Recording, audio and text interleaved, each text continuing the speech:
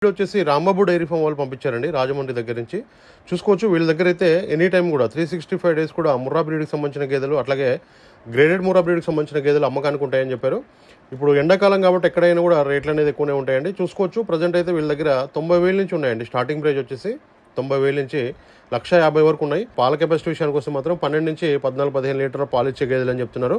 వాళ్ళు చెప్పడం కాదు, మేము చెప్పడం కాదండి, మీరు చూసుకోవాలి. అక్కడ పాలు ఇచ్చే గేదెలు కొనుగోలు చేసేటప్పుడు అయితే కంపల్సరీగా కూడా అక్కడ 2 పూటలు పాలు చూసుకోండి.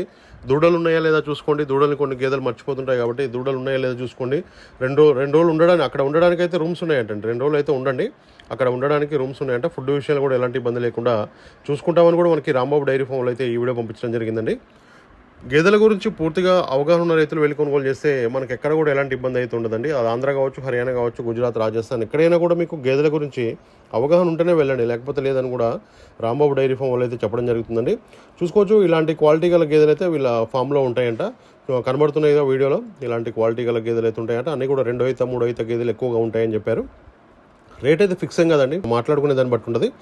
అందుకోసమే తెలిసిన రైతుని తీసుకోవాలండి. ఎందుకంటే అతను డైరీ ఫామ్ రన్ చేస్తుంటాడు కాబట్టి రైతు ఒక గేదెను చూడగానే దానికి ఎంత రేటు మనం పెట్టాలి, అది ఎన్ని లీటర్ పాలు ఇస్తుంది అనే విషయాలన్నీ కూడా తెలుసుంటాయి. ఎన్నో ఈత ఉంటుంది అనే విషయాలు కూడా తెలుసుంటాయి. కాబట్టి తెలిసిన రైతును పక్కన తీసుకొని వెళ్ళి జాగ్రత్తగా కొనుగోలు చేయండి.